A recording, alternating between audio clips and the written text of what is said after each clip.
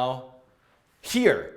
Do you see me here? Do you see me here? I'm live in 2 places at once on YouTube, or this is not working. I have no idea what's going to happen. Is it the same URL? Or is this one just going to take over? Someone please let me know what's going on. It's working fine on both. Fantastic. Okay, so we'll just keep, so people are asking, what is this other live stream? I don't know which one you are. That's the thing, man. Whoa. I don't know. There's 2 live streams going on. One is the camera that I'm talking to you directly right here. This is my usual live stream that's going out through a computer down there through Wirecast onto YouTube. Over here, I'm talking to you right now. You are my phone. Hi, phone. You are broadcasting through the YouTube mobile app. Before I started this camera over here, I did this camera over here and I walked it around to show a walkthrough of my studio. This eventually will end and they'll both be archived. So do you see the phone? You see the phone? I don't know what's going on. Okay. So I don't know. I'm like surrounded by computer screens and cameras. I'm going a little bit crazy. Yeah, the phone live stream does not seem to have a delay on it, which is kind of amazing. And this one really does seem to have quite a big delay, as it always has had. Okay, where will you hear the train whistle? Where will the train whistle go?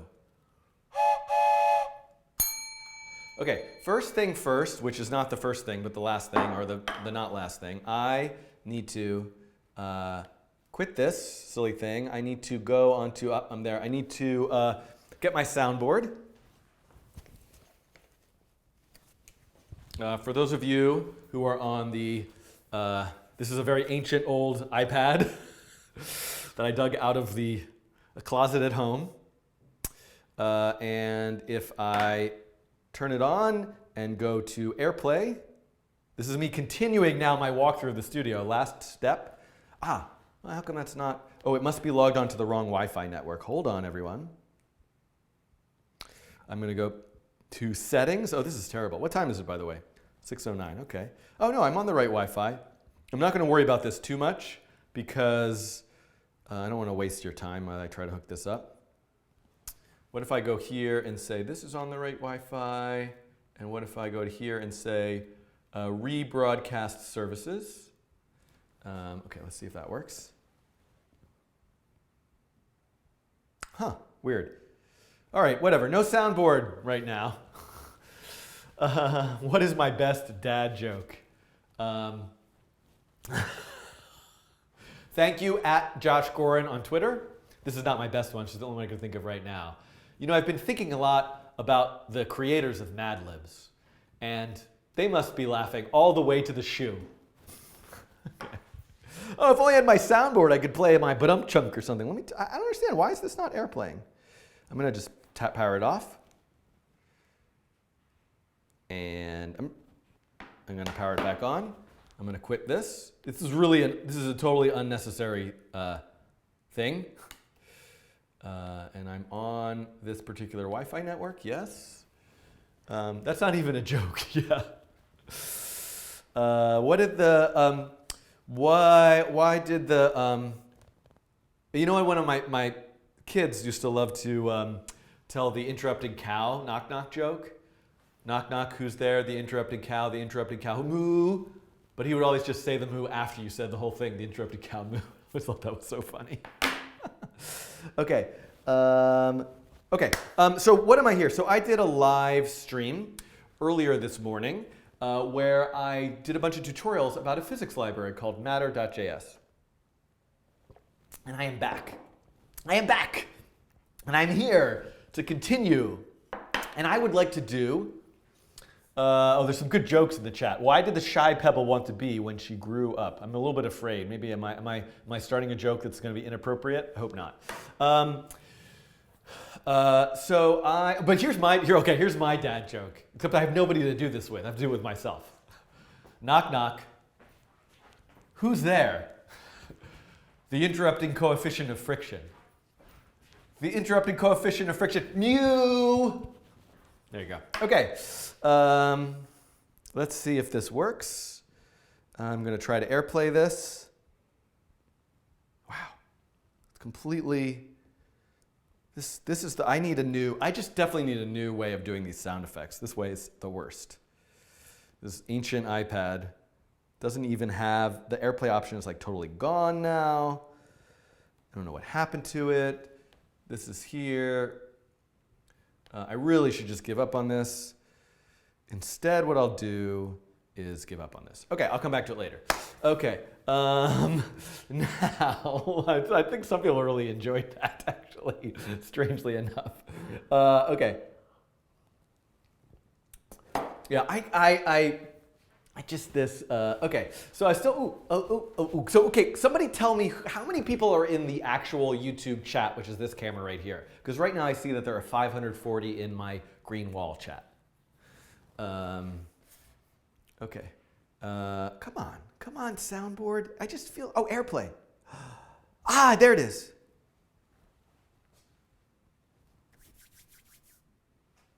Mirroring, turn on mirroring.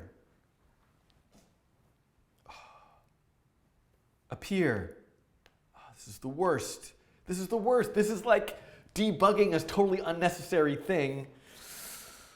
It appeared, so I thought, okay, this will work now. And now I've made it even worse because it doesn't work. Oh, so sad. So sad. So sad. Because now at least when it's Friday evening, there's nobody on this floor and I don't worry too much about making a lot of noise. And I can play music and be a little bit more loud and ridiculous. So I feel like, you know, hey, music.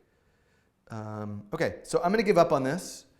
And I'm going to get with, you know what the thing is? I can play my music anyway. It just won't go through Wirecast. Let's see what happens. As always, I always forget that this stop, this stop, this stop, this stop, and then you do this stop, this stop, and then you do this stop, this stop, this stop, and then you do this stop, this stop, and then you stop, this stop, this stop.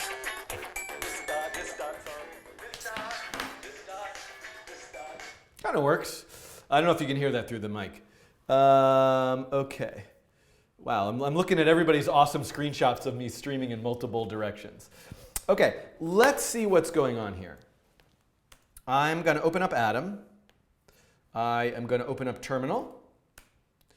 I am going to run a server. I'm going to minimize Terminal. I am going to open up a browser, which apparently is already open. I'm going to go to localhost, and I'm going to check out the last example I made, which was this one. There it is, the swinging circles. And what I would like to do first is do a coding challenge. And that coding challenge is, I'm going to do the coding challenge. And I'm going to do a coding challenge, and the coding challenge I'm going to do is to make Plinko. Plinko with matter.js. How's that going to go? What do you guys think about that? This is 100% something I have never done before. Sometimes a coding challenge is like, oh, I did it like a couple years ago, or like this is an example that I already have that I know, or I looked at this other person's thing. I have no plan whatsoever other than the words Plinko, P5.js, and matter.js. Are you with me? Okay. Affirmative. I take that as an affirmative. Okay, so what do I first need to do? I would like to grab something that I can use, like this folder, and I'm going to call this Plinko. And now I'm going to go to Atom, and I'm going to go to Plinko, and I think I'm going to delete that. And I'm going to go to Sketch. I'm going to delete everything but Setup and Draw. And goodbye, camera. Okay.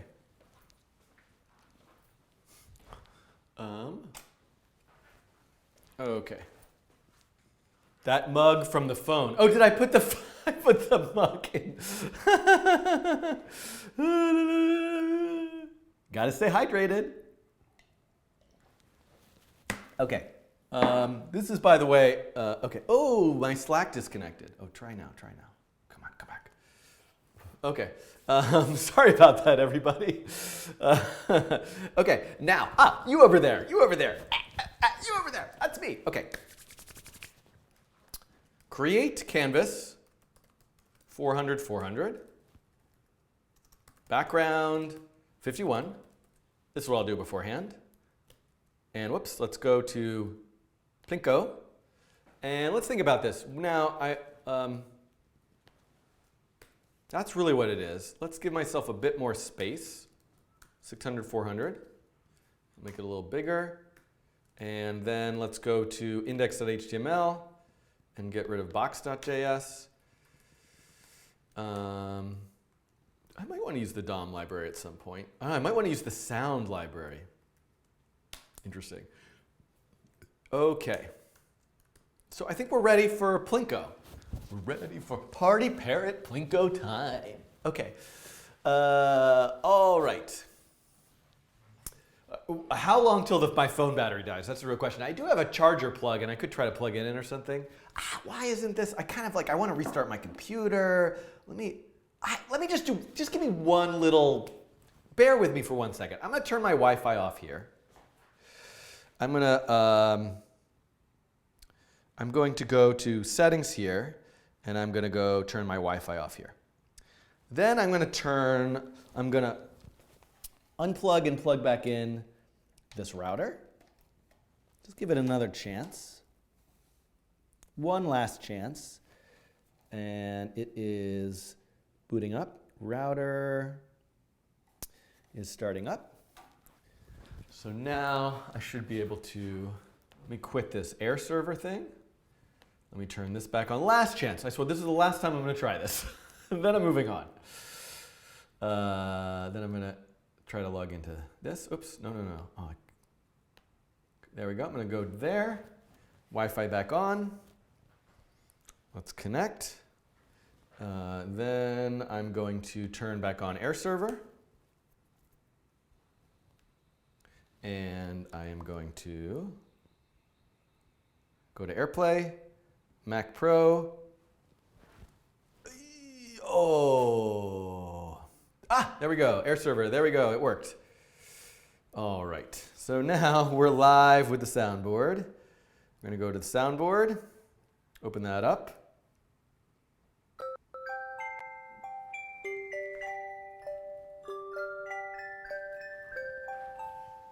Good evening. Welcome to the Coding Rainbow.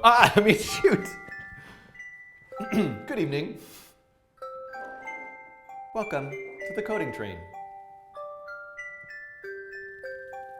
As we pull into the station, getting ready to play a nice game of Plinko, let's continue reading from the Coding Train storybook.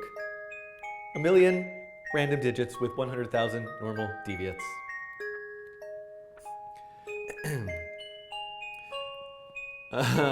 When we last left off, 98,884. And now, 66,209. 6,830. 53,656. 14,663. Tune in next time on the Coding Train, when we'll continue our storybook. I'm going to put this down over here now. I need some new shtick. Come on, people, help me out here. I got some time. It's a little time in the week to even prepare, so I can't even come up with new material. Okay, now, here we go. Let's get ready for this coding challenge.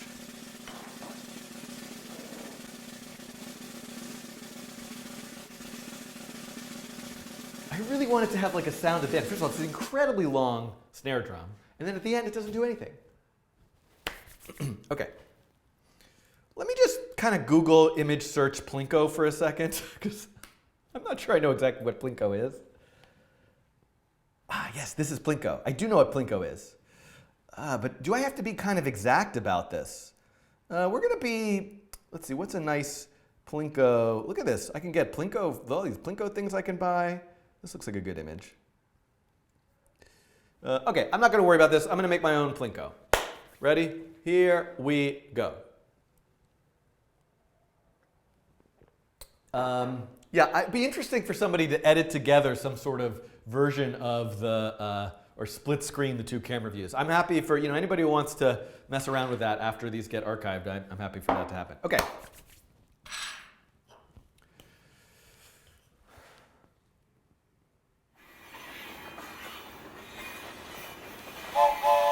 All aboard! It's Friday evening here on the Coding Train, and I am here ready to create a coding challenge. And today's coding challenge is going to be... never mind all this nonsense.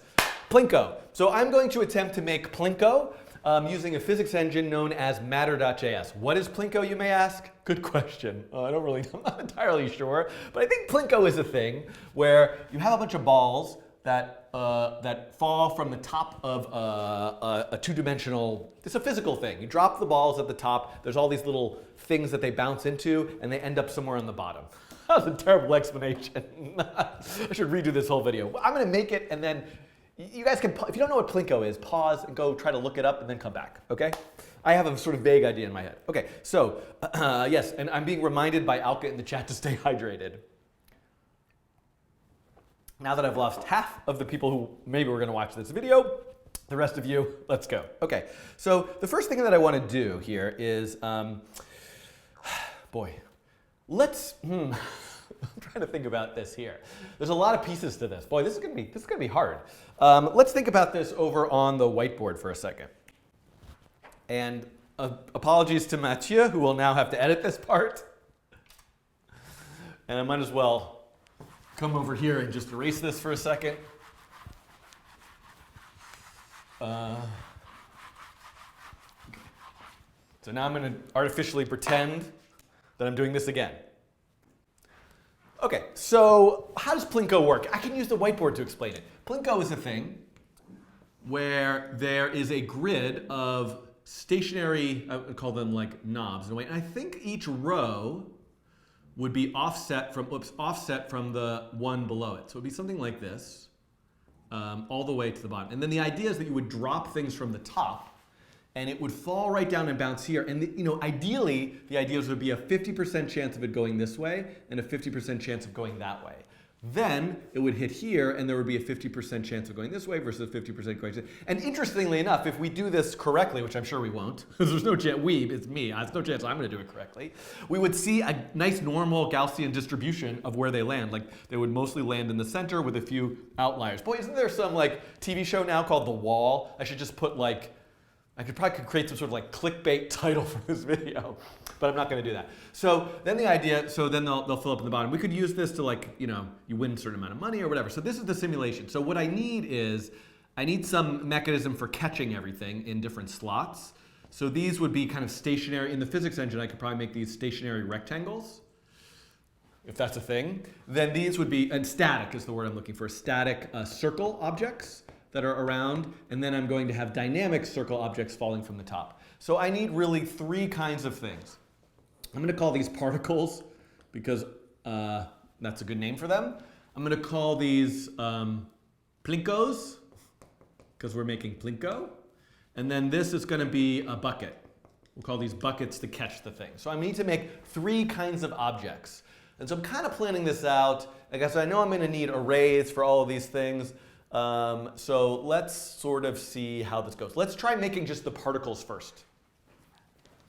Okay, so what I'm going to do is, oh, the cup is in front again. Sorry, everybody. You don't want to know what's going on here with my multiple camera system craziness. Okay, so what I'm going to do is I'm going to add a JavaScript file, and I'm going to call it particle.js, and I'm going to say function particle.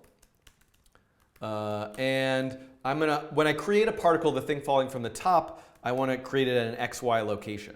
Now here's the thing, I'm using a physics engine called matter.js, and I already have in index.html a reference to the matter.js library. Now I also have a reference to the P5JS library. That's the library I'm using for drawing, and that's the library that I use in just about in many of my videos, almost all of them. But matter.js is new, and if you want to learn more about matter.js, I will link to a set of tutorial videos about Matter separately. I'm just going to kind of rapidly go through adding stuff from Matter without maybe explaining everything, but I do have separate tutorial videos. Okay, now, I do need to go to the matter.js website, and I want to Google Matter getting started. Maybe wiki, because I know that this is going to have some of the code that I want on it, like this, for example. So one thing is Matter is a library where all of the objects and functions that you might call from are namespaced. They all start with matter.something, and I'm going to definitely need an engine and a render. I don't need a renderer, actually, because I'm using P5. An engine, a world, bodies. So this is a way of just sort of aliasing them so I don't have to say matter dot all the time. And so what I need is, I want to have an engine. I want to have a world. I want to have a bunch of particles. That's what I'm starting with. Engine, world, and a bunch of particles. Okay. So engine equals matter dot, no. Engine dot create, I don't know. World equals engine dot world. What's the chance that that's right? So I need to create an engine, and then I want a reference to the world that that engine creates. It sort of seems unlikely that that's correct. Oh, it is correct. Engine equals engine dot create, and the world is, you can see later, engine dot world. Okay, great. Now what I want to do is I want to start creating some bodies. So the way I'm going to do that is I'm going to say var p equals a new particle, and I just want to put it at the top in the middle, 300, 50. So I want to make a single new particle. Now, I'm calling the new particle constructor function. So over here, now what I need to do is I actually need to make something called a body, and body comes from bodies.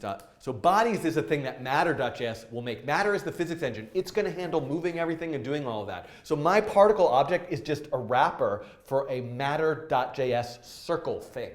So I want to make a matter.js circle thing at x and y, and it needs to have a radius. This dot r. So, oh, but not this dot r. R. So I think that's right. So I should look in the documentation. I don't have matter.js memorized, so I'm going to have to pull up the documentation here, go under documentation, go under bodies, and now I'm looking for circle, x, y, radius. Now there's options and all sorts of other things, which I might get into, but this looks like I'm doing well so far here.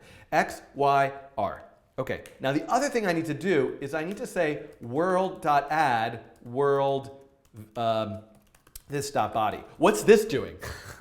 I have to, not only do I have to make a body, that's a matter body that can exist and have physics, I need to tell the world that I actually want that body to be in the world. It seems a little bit redundant, but you might want to make objects that you don't actually, that don't participate in the physics yet. So those two things are separated. And then I want to write a function where I can display it. And I should use, let's use the prototype thing. I have some videos that explain prototypes. So let's throw caution to the wind. Prototype.show equals function. So if you're wondering about this prototype way of attaching methods to objects, I'll link to a video about prototype, but this is a way of saying all particles are going to have a show function. And in the show function, I'm going to say, what am I going to say? I'm going to say fill 255, stroke 255, ellipse. And where is the body? Now here's the thing. Normally when I make an object, I give it an x and a y or a position vector, but not here. Right now, I am relying on matter.js to do all the physics for me. So it's up to me to say, hey, you know that body, that's a matter.js body? Could you please tell me what its position is currently? And then I can say, and you know what I'm going to do? I know that eventually I'm going to want rotation. So I'm going to say translate this pos.x pos.y instead of setting the ellipse to that location, and then I'm going to draw the ellipse at 0, 0. And I want to give it a diameter, which is its own radius times 2. Now this .r doesn't actually exist. So I don't think that the, whoops, and I've got an error there. I seem to remember looking at the matter.js documentation that the circle body doesn't actually keep track of its radius in a property. So I'm just going to make an extra property myself to keep track of it, and that way I can draw it that way. So now I've made a body, I've added it to the world, and I showed I have my own particle object that is a wrapper for a matter.js body, essentially. So now, whoops, if I go to sketch.js and I just say particles.push p, and then I say p.show, let's see if it shows up. I hope so, I hope so, I hope so. I hope so. I would do my drum roll thing now, but that doesn't never seems to work. Okay. Particle is not defined. Of course, I always forget this. This is almost as much as I forget the fail static. Oh, it's super loud. Oh my God. Okay, hold on. Sorry, you know what? I'm sorry for everybody's ears. Mathieu, let me do that again, and let's not have the music cue when we edit this together. I always forget to add the reference to the new JavaScript file. Yeah, and the sound was laggy. The new JavaScript file to the index.html. So I need to add that here. What did I call it? Particle.js. So I'm going to add that here. Okay, now I'm going to hit refresh. Okay, what did I miss? Cannot read property body of undefined at object. I must have done something wrong. Okay, object.body.create, bodies.circle. So where did I mess this up? So let's comment out. Oh, look at this. This is, first of all, nonsense. That should be particles index 0.show, because that's a local variable that I use just to add to the array. And you know what? This is going to be, I have a feeling this is going to be a two-part, a multi-part coding challenge. I'm just saying that right now. So I'll think about that as I go. Because I can see that this is getting more complicated. What am I missing? Cannot read property of undefined. Init create. It must be, oh, bodies. No, this dot body equals bodies dot circle. Wait. I'm still getting the error message even with, oh no, I haven't commented it out. Let me comment this out to make sure that it's happening when I create the particle. Okay, well, okay, that's fine. Let me comment this out. Okay, no error. This is a good way of debugging. Comments everything out, no errors. Let me just try to make the object. Oh, I forgot to add the R. I added an R, and so it needs to have a radius. Otherwise, what's it going to do? Well, let's see if that fixes it. I'm guessing that fixed it. And now we're going to see the particle. There we go. So there's the particle, that single particle. Now, it has no physics. Why does it have no physics? Well, here's the thing. A physics engine requires me to say, hey, go to the next moment in time. Move ahead in time. And time can mean a lot of different things, but it can mean real world time, it can mean frame of animation. In this case, I want to tie each time through the draw loop to a new moment in time. And the easiest way to do that, there's a lot of options, a way that you can configure this, is I'm just going to say engine.update. I think that's all I say, engine.update. Or maybe I have to say engine.update. Well, let's try engine.update. Does that do it? No, engine.update is not a function. Engine.update engine. It might be that the function update is namespaced in engine, and then you pass in the thing you want to update. That's it. Okay, so you can see there's my Plinko particle falling down. So we're in good shape. We've got the Plinko particle. Now, maybe what I want to do also is just to kind of, is to do something like, let's have if frame count modulus 60 equals 0. So modulus is the remainder of division. So this will equal 0 when frame count is 0, 60, 120, 180, 240, 300, etc. So I'm going to say add a new particle every 60 frames, which is approximately 2 seconds. Let's do this. Show of undefined. Oh, right. And then, silly me, I should someday use a for each loop. But right now, I'm just going to loop through all the particles and show them. And here we go. So now we should see 2 seconds. And about 2 seconds later, oh boy, something must be wrong here. I'm not seeing any new. Where are those Plinko particles? If frame count modulus 60 equals 0, add a new one. That looks good to me. What have I done wrong? Let's console log frame count just to make sure that's a thing. Yeah, it looks like it's going. It started with 1, by the way. So I'm not sure why. What did I miss? Okay. Oh, no, this seems right. Put a new one. I'm looking through all of them. Okay. Why? Okay, hold on. Let's console log every 60. Every 60? Ah, so that's happening. Why do I not see a second one? That's strange.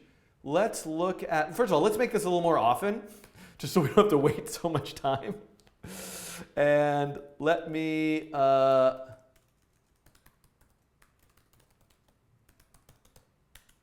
let me just see if that array is growing. Yeah, the array is growing. Did I mess up in the particle object? World.add this.body. It's getting a new body each time. What have I missed? P global should be new bodies.circle. Did I do that wrong? Oh, yes. Look at this. Thank you to somebody in the chat whose name scrolled by. I think I called this incorrectly. Let's look at the documentation. This is, hopefully I would have, let's look at, I don't know if that's actually the case. No, look at this. When I make a rectangle in the documentation, I don't have to say new. The function is designed to, so what am I missing here? Oh, I know what the problem is.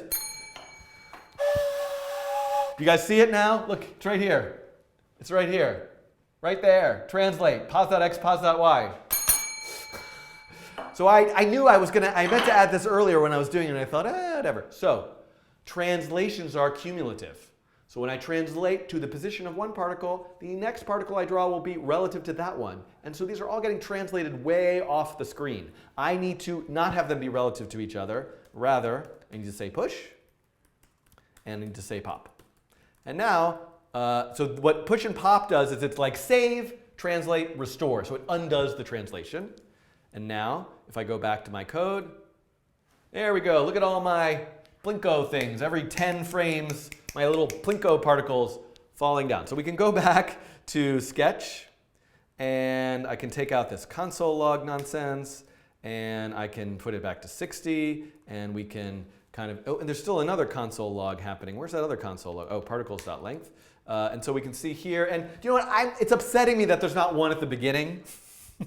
So I'm also going to, what I'm going to do is I'm going to write a function, new particle, that just does those two lines of code, and oops, and I'm going to say new particle here, and I'm also going to have a new particle instantaneously in setup at the very beginning. So now we get a particle, and 2 seconds later we get particle, and 2 seconds later we get particle. I'm a little bit behind. Okay, now the nice thing is, the physics is already working, as you might have noticed when I made this. Like if I make this every 5 frames, you can see they're kind of like hitting each other. It's a little bit funny. That's a little bit like of a weird, but we're going to get to more physics later. Okay, now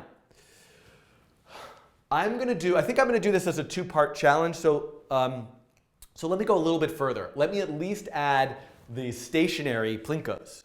So I want to now try to add these stationary Plinkos. And the truth of the matter is I could probably reuse this particle object and just make particle objects here and give them like an argument that sets them to static. But I'm going to make a seriously redundant code just for like sort of ease right now. And I could use inheritance in a nice way to have them relate. But I just want to make a separate object that just keeps track of these stationary Plinkos because I just want to treat them differently.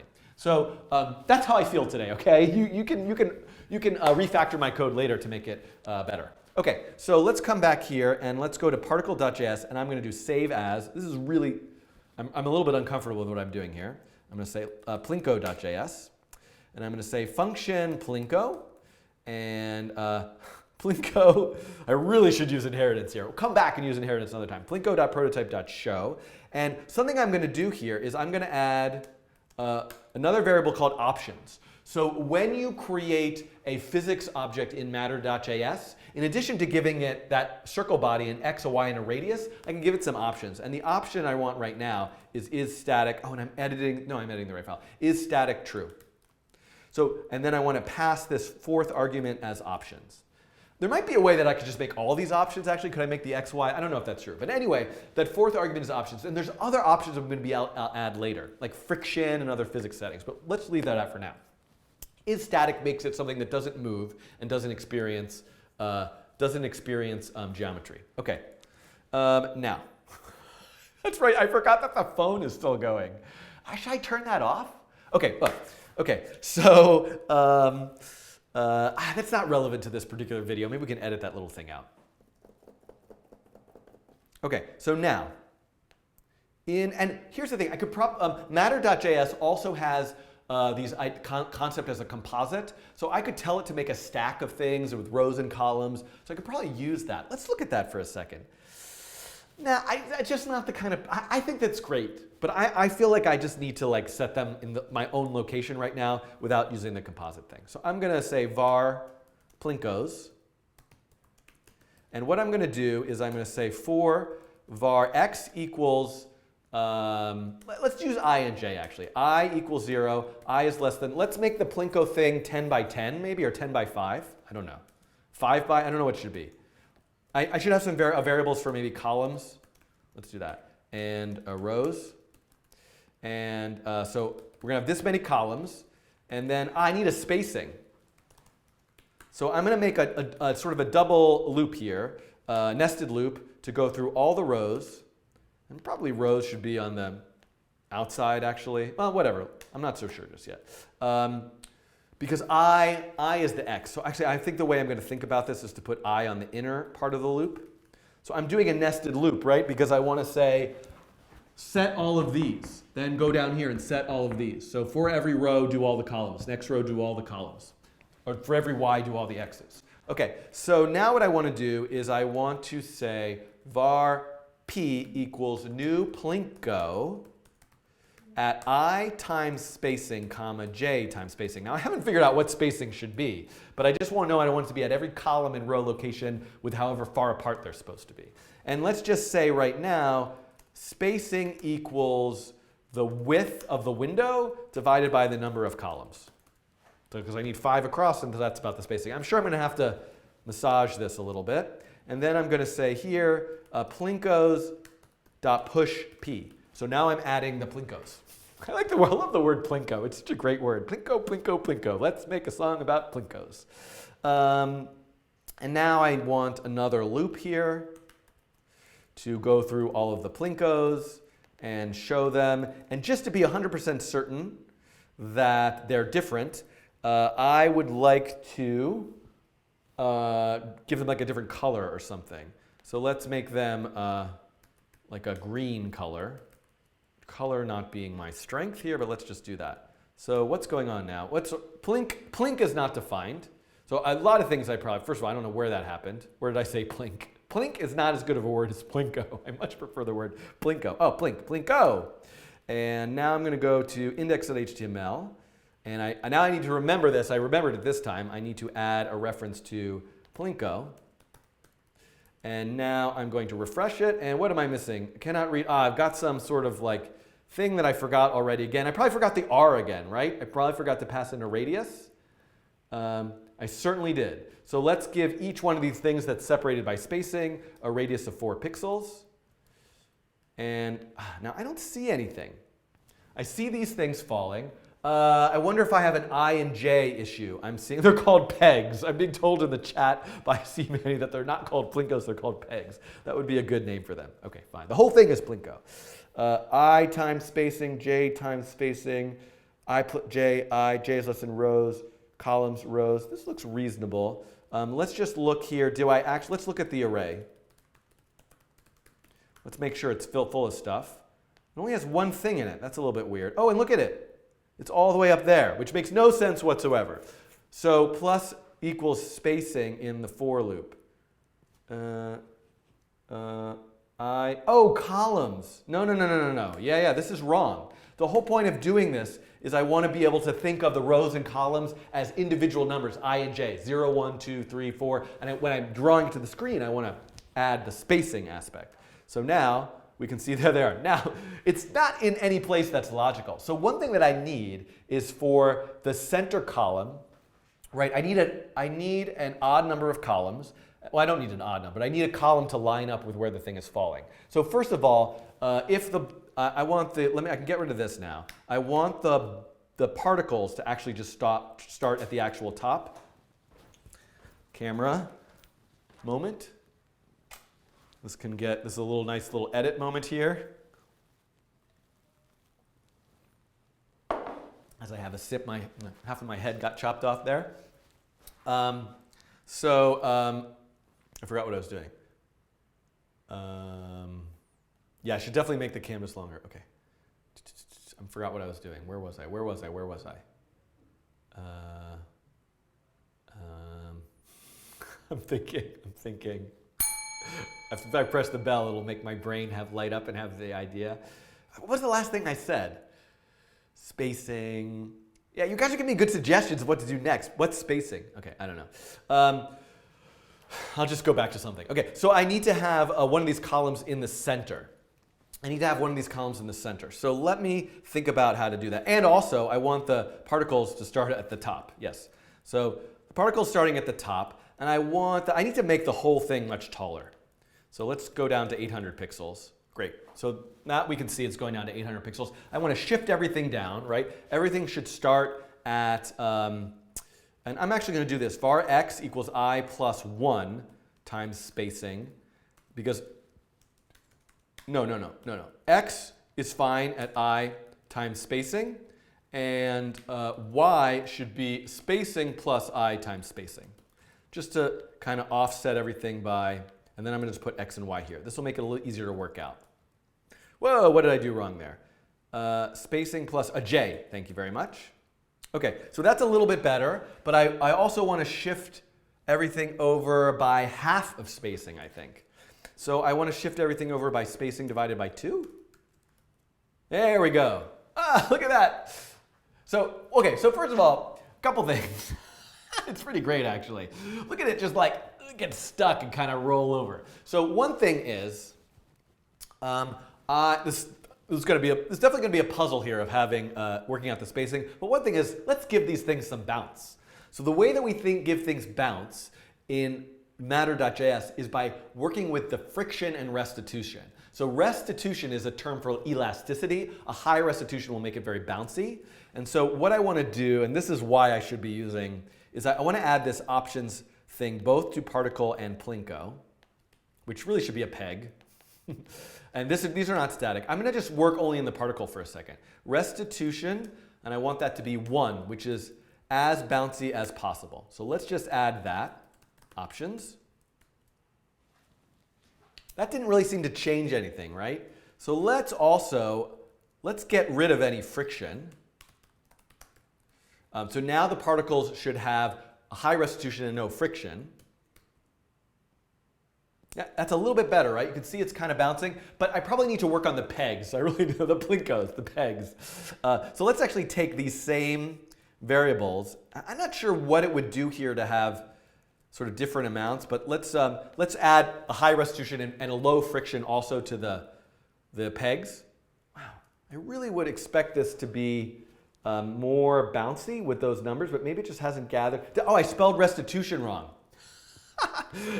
That's one of the things about JavaScript. It's not going to tell you. This is a really unfortunate thing. If I was working in another environment, it would be like, I don't know what that is. Restitution. Restitution. What's the chance I got that right now? Restitution. Boing, there we go. Boing, boing, boing, boing, boing. Oh, it's going to be fun to add sound effects to this. So, we can see now we've got something. We've got these things kind of bouncing along here. Now, they're all taking exactly the same path. How are we going to get it to have like a 50% chance of going, well, why is it going to the left? So interesting. This is super interesting. Okay, well, first of all, what I want to do is I want to shift every other row. So let's maybe reduce the restitution a little bit. Yeah, that's a little bit better. And then let me alternate where the rows are. So what I want to do is in the sketch.js, I want to say every other row, right, which is if j is the row, right? If j modulus 2 equals 0, then so then let's, or equals 1.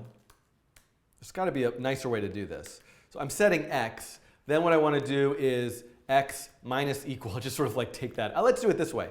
X equals I plus spacing. And then if it's an even row, then I'm going to add in, offset it by spacing divided by 2. Let's see if that works. There we go. So this looks a bit more. Now here's the thing. I probably need to really calibrate this in some way that they kind of bounce. But let's not worry about that too much, and let's actually just make this. Let's just give ourselves a lot more columns and rows, and see what happens.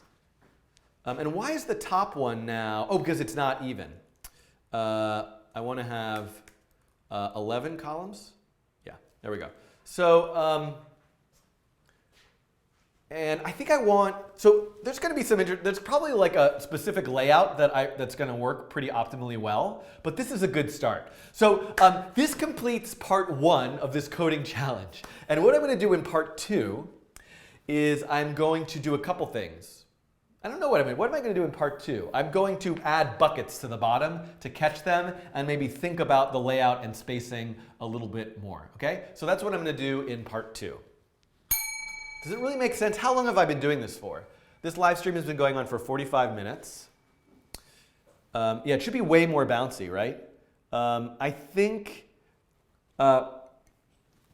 one thing, so oops. How's my phone live stream going? So I'm at least taking a break. I don't know if Mathieu is watching. I don't think Mathieu is watching this live chat.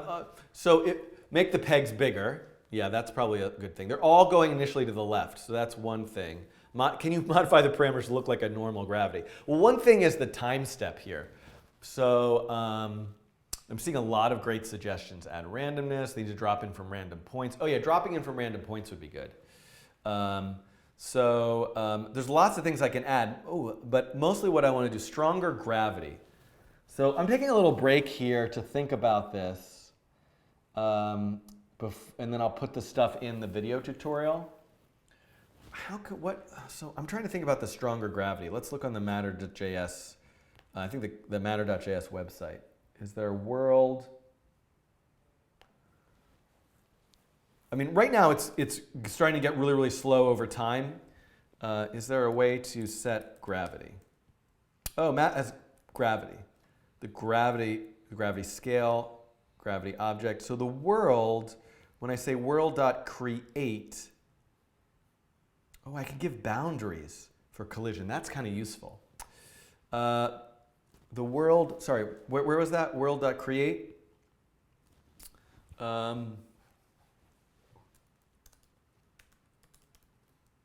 Options, and one of those options can be gravity. And I need to destroy the off-screen particle, so I need to add that as well. Yeah. Definitely going to do that. So those are things. Let me make a list of things I need to do in part 2. Oops, this camera's off.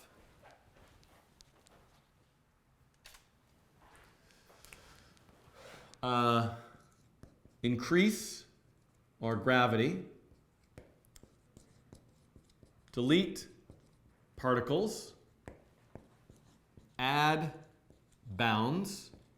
And then, I'm standing for add bounds. Add buckets. And I don't know, maybe I could like count a listener. It might be interesting to try like a listener to count which buckets the things land in. Although the buckets are going to fill up, so they're not going to hit the bottom. I'm not going to worry about that. That'll be somebody else's problem as a follow-up. Reusing them instead of deleting them is a good suggestion from Big Apple in the chat. I could definitely do that. Engine.world.gravity.y. Thank you. Okay. So let me see here. How's my phone battery? There's still 148 people somehow watching, and I'm 75 minutes into this live stream on the phone. I think about this phone live stream is now nobody's going to want to watch my studio walkthrough when they see it's like a 3-hour video. But whatever. I can edit something out. Maybe something could get edited out of that. That'll be more useful anyway. Okay. I know. So C Manny is saying I can say engine.world.gravity.y. Even rows need another column. Oh yeah, that's interesting. Let me look here. Yeah, so it's missing like a last piece there. So that I can add.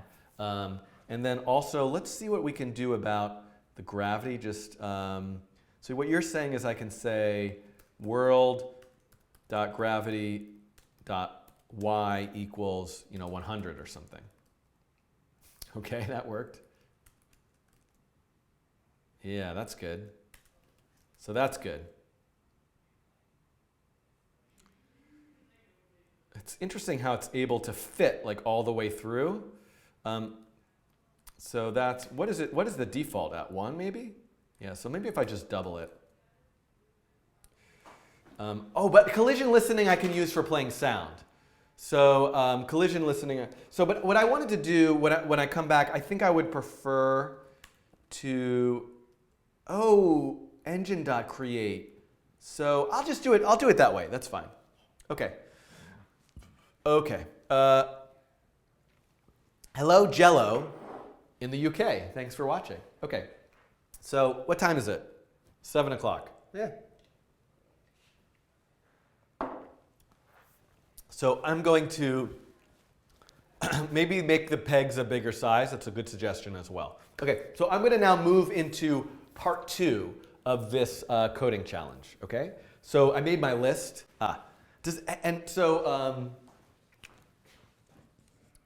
Sound plus listening. That might actually be a part 3.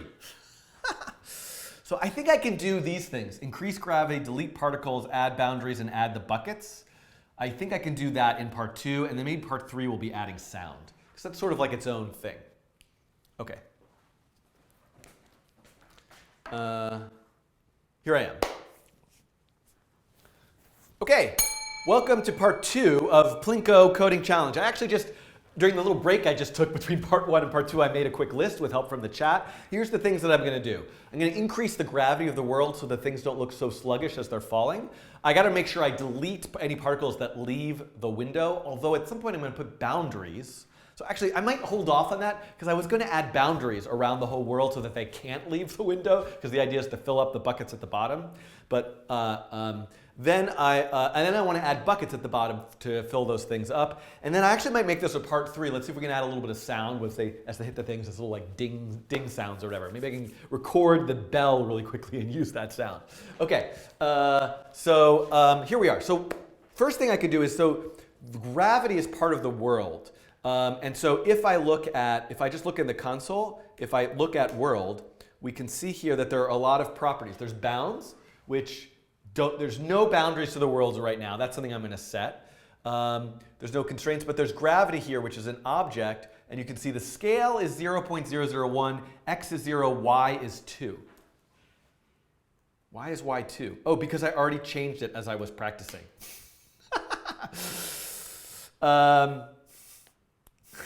Y is 1. It's fine, it's fine. Let me redo that part. And I'm using my one redo ticket, even though I do that over and over again. Okay, so hold on. Where was I? Okay.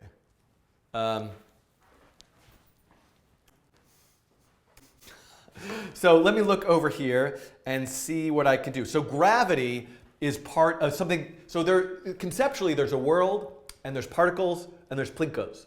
Gravity is not part of a Plinko, or peg, or a particle. It's part of the world. So I can actually look here in the console, and I can just type world to look and see what the properties of the world are. There's bounds, which is something I want to look at, which has a maximum and a minimum, x and y. Whoops, which is, I clicked the wrong thing. Come on, click again. You can see those are infinity, because I haven't set any bounds. And then there's gravity, which has a scale. I don't 100% know what that is. I should look it up in the documentation, but I have an x and a y. So one thing I can see is the y is 1 right now. I can actually just say world.gravity.y equals 2. So let me double the y so it points down a little bit more. And you can see that that's moving? Let's just make it more extreme just so you can really see. Let's make this 10. And you can see that gravity is so much stronger right now. So that's kind of useful in terms of getting things to fall a bit more. Pause for a second. Sorry, live stream, I needed a Kleenex. And the phone, let me see what the battery is here. Those of you watching this right now, hold on everybody. Those of you watching, I'm at 20% battery. Does anybody want me to really keep this going? Is it okay? Should I turn it off or should I keep it going? Nobody's answering me. I'm talking to you. Leave it on. Okay. So I need to get a plug. I have a plug for it. And what I will do is I will plug it in to this USB port here on this. Actually, let me plug it into this laptop. So it doesn't appear by accident on my screen as a device. And then let me bring this over here and plug it in. Is it plugged in? Oh my God, seriously? That didn't work? USB ports on this laptop don't work. Can I turn this over? Rotated the device. No, don't lock. Did that work? No. Live stream. Okay. Hold on a second, everybody. Sorry for this digression for the regular live stream. I am changing to this camera for a second, as I'm going to plug this into my laptop, and I don't just want my... Yeah, I know I was upside down. Let's see. I can't tell if it's charging or not because it doesn't give me a view. It doesn't let me change. It's locked. It doesn't tell me if it's charging. YouTube, get with the program, man. How come I can't see? If I go out of this app, is it going to stop live streaming? Hold on a sec. All right, I'm just going to have to hope that it's charging. I assume that it's charging right now.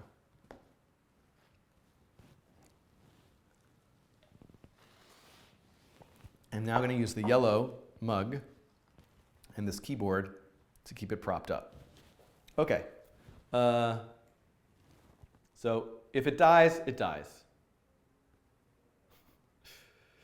Okay. There you go. Okay. So, oh, it's definitely plugged in because, okay. Okay, I'm back. Okay, where did I stop? I changed the gravity to 2. Okay. So changing the gravity back to 2, and let's just leave it at that for now. Now let's try adding some boundaries to the world. So what were those again? world.bounds.max.x. So I think that would be world.bounds.max.x and .x equals width. If I really want to, min.x is 0. Let's just try this. Will this do what I think? And then the minimum x. Oh, wait. X and y. No. Hold on. Max.x and y. This is like confusing to think about. I want the maximum x and y, and then I want the minimum x and y. And the maximum y is height, and the minimum x and y are both 0. Okay, that's right. Let's now run this again and see. I can't tell if I'm actually... So I don't think the boundaries does what I think it does. In that... hold on, let me make this just 600 by 600 just so I can see, right? If the boundaries... And let's see, hold on. World. I might have done something wrong. World.bounds.max.min, right? So wouldn't that cause it to have like a hard edge? I guess it doesn't. I don't know matter.js to know well enough. So I guess I'm going to go back and eliminate this whole... I'm going to eliminate this whole boundary thing. Does anybody know? Yeah. Let's try different numbers. Just out of curiosity. Oh, look at that. So that definitely did something. Maybe bounds deletes the object? I don't know. So I have no idea what it does. You may need to change a parameter in order to allow bound collisions. Constraints. Switch the max and min. Interesting. Hold on. I'm no longer in this video tutorial. This is maybe bound stops thinking about bodies. All right, let's look at the documentation. Bounds. Defines the world bounds for collision detection. So I think that means it just stops. It stops doing the collision detection afterwards. Okay, so never mind. That was a misdirection. I'm going to delete this, and I'm going to go back to where I just changed the gravity to 2. So there might have been a weird edit right there, but I just tried something that didn't work out at all, so I'm not going to bother including it. You can click a link to the live stream that has the full archive of all my debugging, but I'm going to get rid of this add bounds thing. because the bounds doesn't actually do what I thought it does. The bounds are something you can set just for where you're going to detect collisions, but doesn't create hard edges that bounce off. We need to actually create our own boundaries for that. So actually add bounds should... I don't need to go through that. Boy, I should never stop because it totally kills my momentum, and then I never, I have trouble getting it back. Okay, I know what I'm going to do now. Everything is fine with buckets. Oh, I don't know. I know somebody's posted, Alka's posted something about GitHub and an issue, but I'm not going to worry about that. I'm looking here for what I changed, 800. Okay. The mobile stream could be angled up. Okay, okay. Hey, those of you watching this saying show your screen, you're in the wrong live stream. This is an extra live stream that's just going from my phone. There's a full, I'm in the wrong camera. There's a full live stream over here. Just draw a box around the canvas is exactly what I'm going to do. Sorry, everybody. Constraints is something else. Okay, everything's gone out of whack. I'm going to get back the momentum here. Okay, everybody? Okay, so Mathieu, for you editing this later, this is the moment where I just changed the gravity to 2. Okay, so changing the gravity to 2, I'm going to leave it for that right now. The next thing on my list over here was add bounds. And there is a thing in the world object in addition to gravity called bounds, but I'm not going to use that. That's more, I think, for where you're doing collision detection. Instead, what I'm going to do is just add some objects myself. So I'm going to, I'm going to just, from particle.js, I'm going to do a save as, and I'm going to call this a boundary, boundary.js. I'm going to make an object that has a x, a y, and a width and a height. It's going to be, and this should be a boundary. And it is something that's static. And instead of making a circle, it's going to be a rectangle. Again, I'm doing a lot of redundant code here, and then I'm going to keep track of the width and the height in separate variables. And I'm going to say boundary.prototype.show, and this should be a rectangle with a width and a height. So what I've done very quickly is show you how you can create a rectangular body by using bodies.rectangle, keeping track of width and height instead of a radius. Otherwise, everything else is the same. I need to add rotation at some point. Don't let me forget, because these things are rotating as they're moving around. Okay, so for this, what I'm going to do just really quickly is I'm also going to make an array, call it bounds. And I'm going to, at the end of setup, just put one at the bottom, var b equals a new boundary. And so the rectangle is actually thought of based on its center, matter.js. So I'm going to say width divided by 2. It's going to be at height. And I'm actually going to push it off. So what I want is its location to be at height plus 50 because I want its width to be the entire width of the window. And I want its height to be, if it's plus 50, I want its height to be like 100. So it's actually not going to show up on the screen. Boundary is not defined because of course I forgot to add it to my index.html. So I have another JavaScript file. Come on, boundary.js. Here we go. And boundary is not defined in setup. So what am I missing here? New boundary. What did I? Probably boundary. That looks right. Index.html. I've got boundary.js. Sketch b equals new boundary. Let's try that again. Syntax error, line number 3, boundary.js. Sorry about that. Is static true? There should not be a semicolon there.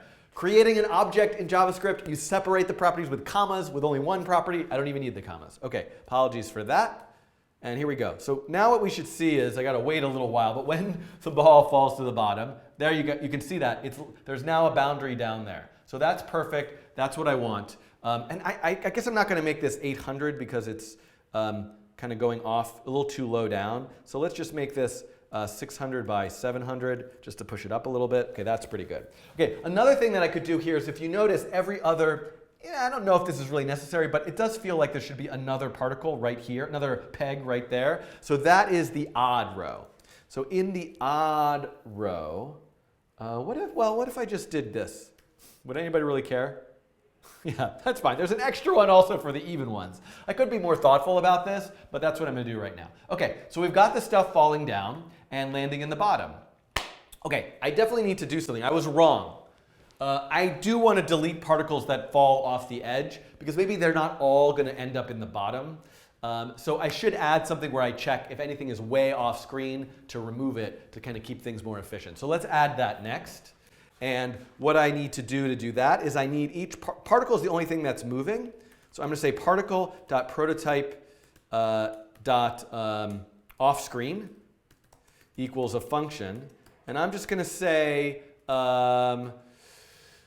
what makes it off screen. If x return x is less than 0, let's say x is less than -100, not x. Okay, so first of all, x equals this dot body dot position dot x. So that's actually the object's location. It's the body's position's x. Right? Physics, the physics engine matter.js is controlling everything. Y equals, and you know what? I kind of wanted to make a nice if statement that I just return a Boolean, not an if statement, a nice Boolean expression that returns true or false. Let's just make this simpler. If x is less than -50 or x is greater than, I'm just going to use a buffer of 50, y plus 50, then return true. Else, and I'm doing this in a radically inefficient way, but I don't actually ever need to check the top. So I can actually just say return. If any of these is true, if any of these are true, then it's off the screen. So I can use an or. Return the result of all of these. Or y is greater than height plus 50. I'm like hearing the YouTube comments already. Don't use a long-winded if statement where you could do it in one line of code. But this is like kind of cryptic to read. But if an or statement, if any of things in an or statement are true, like false or false or false or false or false or true, the whole thing is true, right? If I'm, yeah, okay. So if one of these things are true, the whole thing's going to return true. So now what I need to do is in this loop here where I'm dealing with all the particles, if particles index I dot is off screen,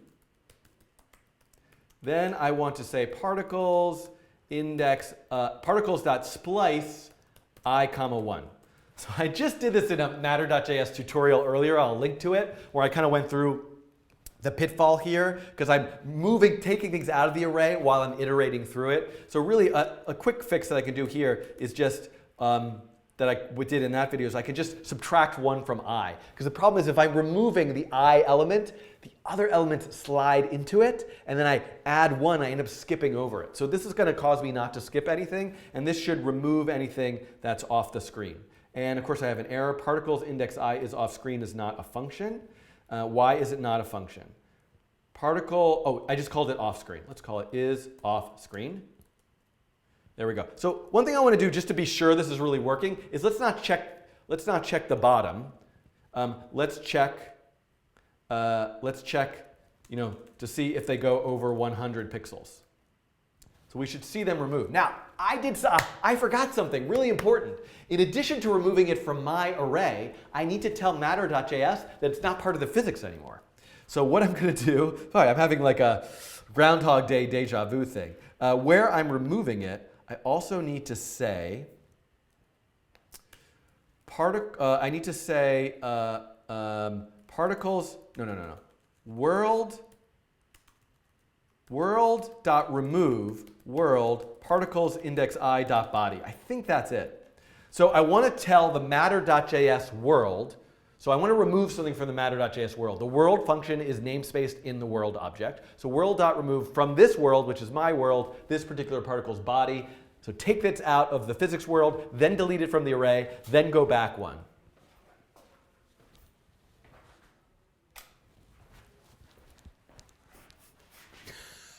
So let's see if that works. So one way to check if this works, by the way, is now what I'm going to do is I'm not going to remove it from my array, but I'm going to remove it from the physics world. So let's just take that out. This is a good way of debugging to see if it works. So let's see if after 100 the physics stop. So that actually did work. I probably got like a weird, it's interesting how it stopped doing anything. But I can see plainly that this is doing what I want it to do. I'm pretty sure this is right. Anybody tell me if I've done something wrong, but I think I've got this in the right order, and I can go back to my particle object and change this to like height. I don't actually need the height at all, because I only care if it goes, because the bottom has a hard boundary, so I'm actually just going to take that out. I don't need that at all. So I actually don't need to check. I'm only going to check if it's off screen on the Y. Oh, something froze. Ooh, I crashed this particular. Let's just see if this comes back and it works again. Okay. So this should be doing fine. I want to check. Here's actually a way that I can check. So nothing's been removed so far. I can say particles.length. There's 6 right now. Particles.length 7. Particles.length 7. Come on, leave the world, people. Checking if it's working. Boy, there's too much friction at the bottom. Because what I'm going to do is I'm going to say world.bodies. Oh, no, this is never going to work because there's a gazillion things. Okay. Edit this part out. It stopped completely because you commented out the splice, but still did. Hold on. I got to go back. What's a good way to confirm this is really doing what I want it to do? I think I just have to rely on it being correct. You may want to check the height if the pellets get off screen by the sides. No, they're going to fall. So the question is, no, I can figure this out, right? Because how many, sorry, I'm off. The only things are the boundaries. So Plinko's.length. Okay, hold on.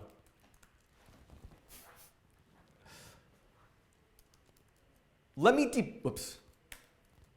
me debug to see if this is really working, and I want to be thoughtful about this. So, because I really want to make sure that I've done the code correctly, and I think this will show you a good way to debug this, is what I'm going to do is actually completely take out all the Plinkos. So now I have to have this. Oh, look at that. Whoa. Oh, no, I got to do this. Okay, now there's no Plinkos. Okay? So now that there's no Plinkos, and I'm also going to remove this boundary. And then I actually, unfortunately now, need to go back and add this y back in, or y is greater than height. So the way that I'm going to know that this works is, put this back in. The way that I'm going to know that this is actually working is by looking at the length of the array. So particles.length is 1. It's never going to be more than 1 because by the time the next one comes, one's been removed. The question is, world.bodies is what matter.js thinks is there. Is that also 1? It is. So things are working, right? Because if I took out my, if I took out this world.remove, if I didn't remove it from the matter.js world, I could look at particles.length and I'm going to continuously see 1, but now there's going to be 3 in the world's body. So I need to make sure it's being removed from both places. So now that I feel confident that that's working, I can put my boundary back in at the bottom, and I can put the Plinkos back in here. Okay, here we go. Now, looking at my list, what do I have left?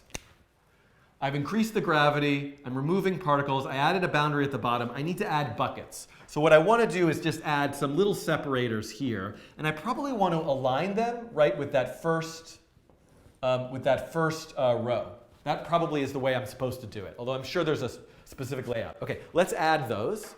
So how many do those need to,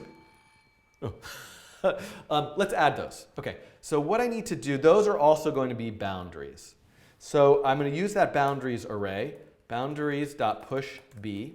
And now I'm going to write a loop that's similar. I only need to do it for one set of columns. So let me say I equals 0, I is less than column. I want to do all these columns.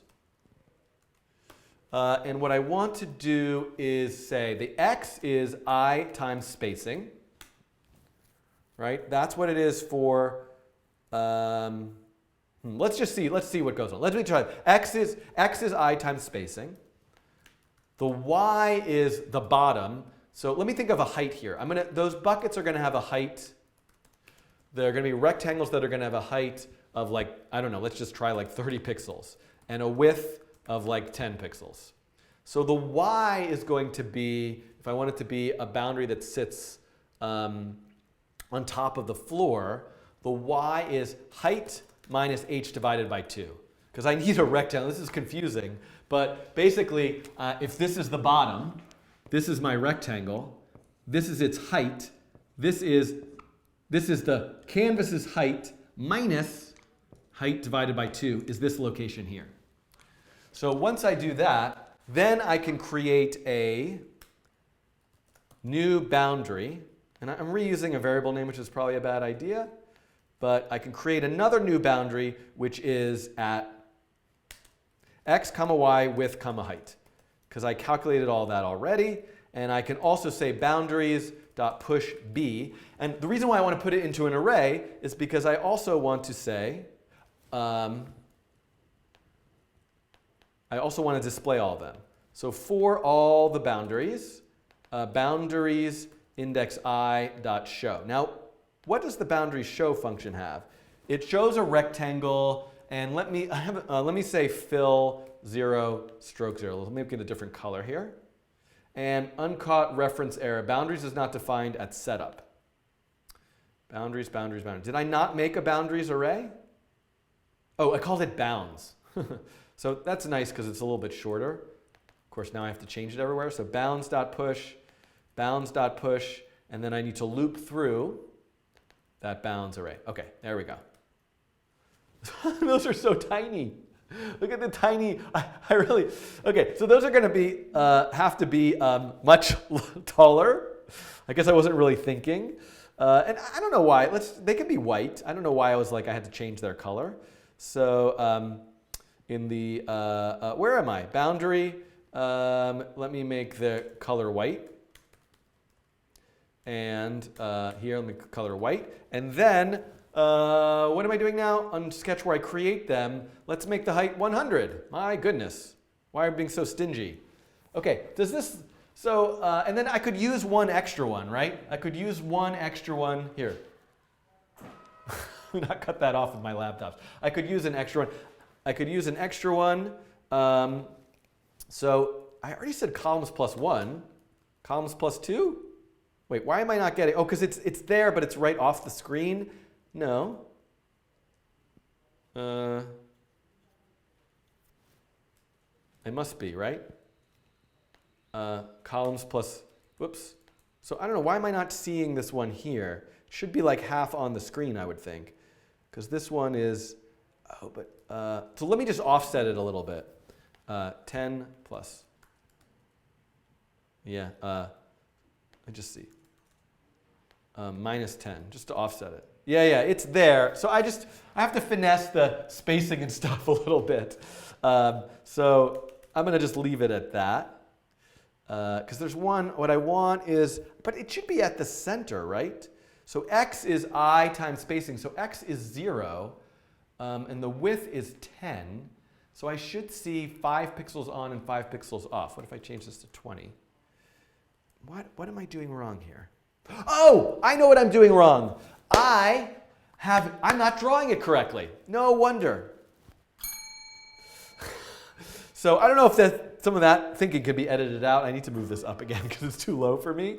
But I forgot a really, really key thing. If I go into the boundaries, look at this. I'm drawing the rectangles in the default way that P5 thinks of rectangles with 0, 0 in the top left. And that's why they're actually so short. I'm just drawing them in the completely wrong place. Whereas Matter.js thinks of rectangles with the registration point in the center. So I need to have what I'm drawing match what Matter.js thinks, which I need to say rect mode center. So here we go. There we go. So now it's right, and you can see that's what I expected it to do. It had one sort of half off at the edge. So you can see here are my Plinko things. Let me just do this. Oops, no, let me do this. So you can see it a little bit better. Okay, let me make it a little bit wider. Sketch.js, just to give us some more stuff to work with. 700, 800, let's try that. There we go. So now let's take a look at this. Ooh, I did something weird. Oh, the spacing, never mind. Why did I change this? I didn't mean to do that. Let's go back to what it was. Okay, so here we go. Plinko. So this ends the second part. What I'm going to do is, right now is take a short break, and I'm going to come back and add a few sounds to this. And during that short break, I might also, one thing I really got to fix is, look at it, it always goes to the left up there. And the whole point of this is for it to 50% of the time go to the left and 50% of the time go to the right. So I'm going to add a few features to improve this in the next video. You can think about maybe how you would do that yourself. And look at this, they're all landing basically in the same spot too. So I need to work on adding a little bit of randomness to allow for things to change. Okay, so I'll see you in the next third part where I'm going to improve on this a little bit. See you there. Okay, so now I'm going to take a little break and scratch my nose. Yeah, it totally violates so I need to change the drop point at the top to be slightly off to the left or right. And then I want to add some sound. So I need to do collision listening so I can add some sound. So first of all, 7:30. I need to use my phone to text that I'm running a little bit late because I got to finish this. So I'm going to, I want to go a QuickTime. Can I just make a quick new audio recording? This is such a terrible idea. Okay, everybody, here we go. Live audio recording.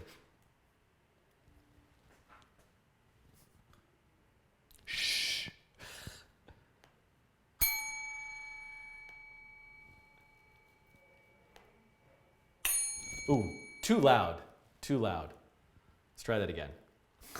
That actually worked kind of well, though. Let's do one more time. New audio recording. I'm just going to have it be further away. It was so close to the microphone. Okay, here we go.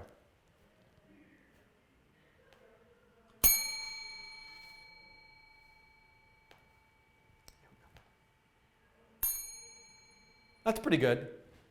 People are getting confused with the double stream. Should I shut off the mobile stream? If you're watching this on the mobile stream, you should switch to, what happens if you go to user/Schiffman/live? Does that end up in the correct stream? Okay. So let me save this as ding under desktop. Where's my desktop? Desktop matter.js, Plinko. Ding. What kind of file is it going to save it as? And how big is it going to be? It is, what kind of weird, oh no, it's like an Apple audio something nonsense. Apple MPEG-4 audio. Is that going to work with P5.js? Does anybody know? What's its actual file name? How come it's not showing me the extensions? I think it must be MP4, right? Okay. Okay, thank you, Mattia, making the phone stream as unlisted. Okay, that'll help. Sorry, everybody. Bigger pegs, too, is a good... it defaults to the mobile. Oh, okay. Let's see if we can get that resolved. Sorry for those of you watching this stream. I'm looking at you. This is surprisingly, I really need to deal with kind of interesting. So hopefully that's going to get worked out. I can always turn off the mobile stream if that doesn't fix it. Okay. So let me just see, while we're waiting, let me just test this. Function preload. Oh, M4A. That's never going to work, right? Wait, okay, let's see. What's the chance? This is really, I don't want to waste too much time on this. Yeah, Alco, it'd be great for your help, but I don't have an easy way. I should set up like a shared Google Drive or something that people can help me with files during the, where am I? Desktop, matter.js. Let me, I think what I can do is go to a silly QuickTime. Oh, I have Audacity, it just showed me, and I can trim it to where it starts. So I can do that, trim, and so that's gonna make it start immediately. By the way, is that really loud? Is that like killing people's ears? And I should also trim the end, because I have a, shoot. It's not too loud, okay, great. So let me save this as ding2. I'm also gonna trim the end, just a little bit here. And hit save, ding3. Okay, and then what I want to do is let me try export, audio only, and it's not giving me options. I guess I could do it in Audacity. Let's try opening it on Audacity. And let me do export to MP3. That should work. Ding.mp3. Plinko. Yeah, okay. Nope, let's not save. Let's see if this works. Okay, so I think I can delete. I'm going to just save that original. Let me just put all this stuff somewhere. Well, I'm going to throw caution to the wind. I'm going to delete those other files. They're in the trash when you get back. Okay, so that should be the ding. Is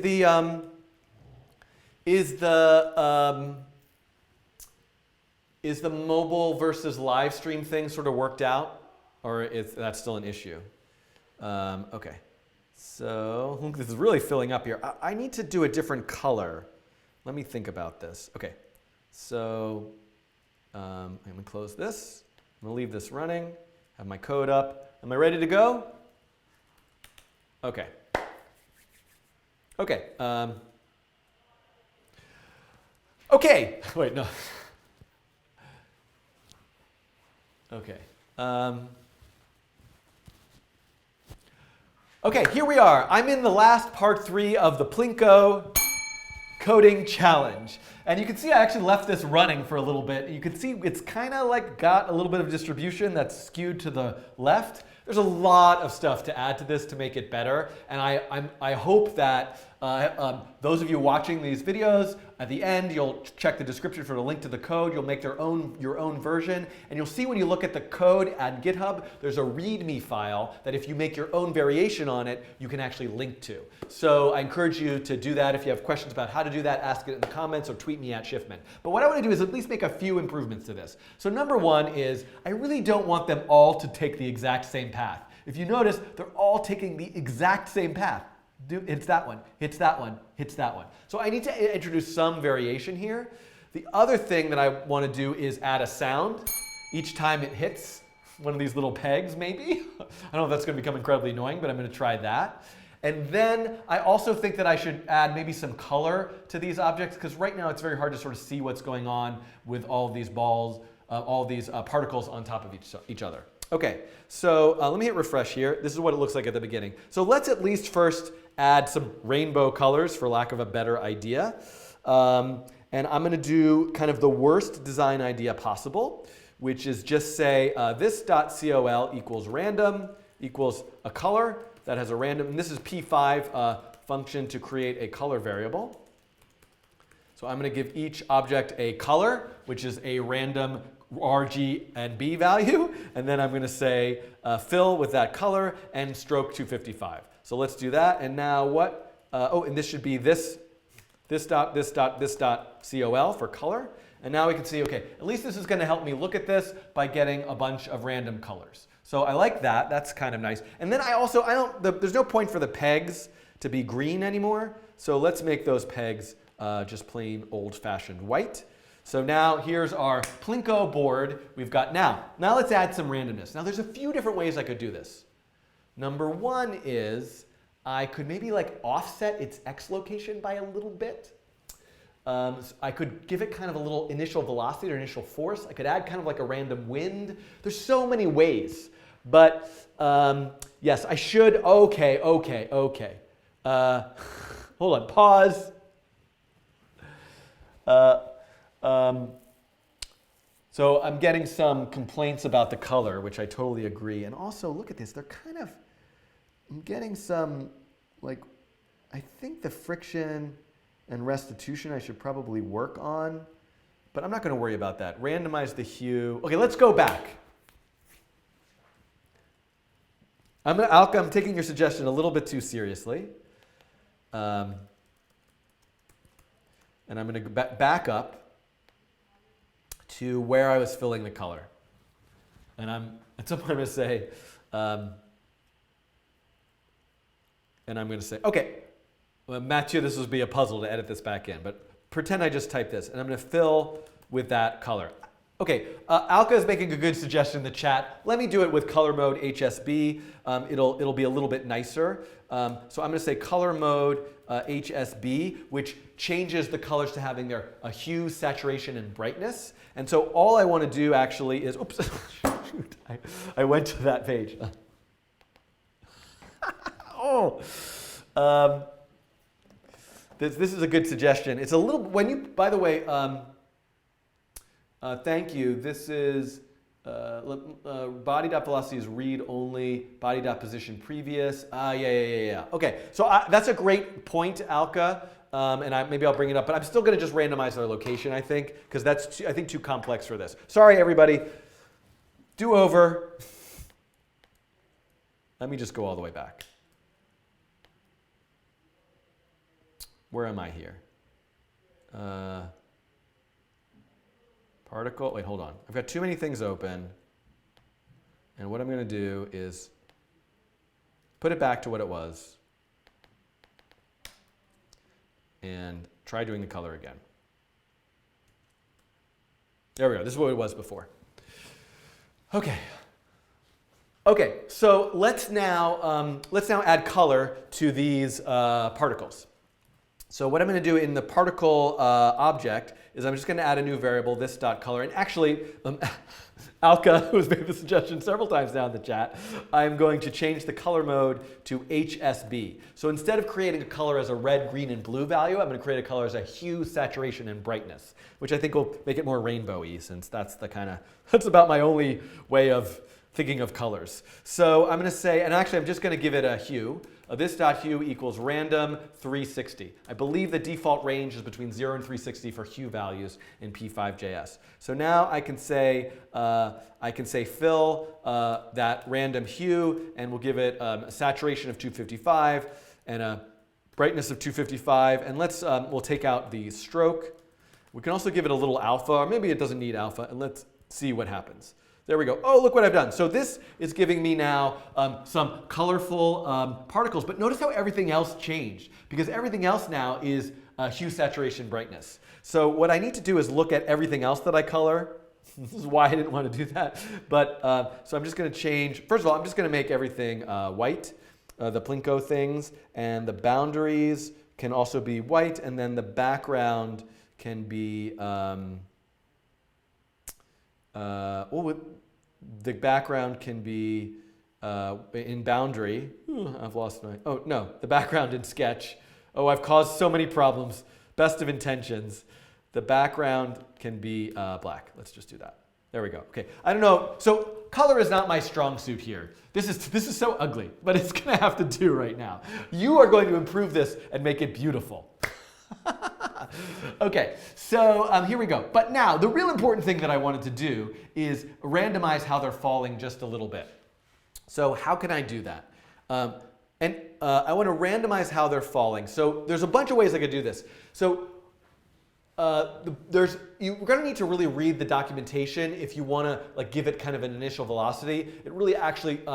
there's some tricky ways to do it. There's a set velocity function that you can use. But I'm going to do something kind of simpler, which is I just want to give it kind of like a little bit of a random offset in its location. So if I go to the particle object, Where I set the particle's location is here, the circle at x. So what I'm going to do is I'm just going to say x plus equals random -1. I'm just going to give it like a little bit of an offset either to the left or the right. Let's see what that does.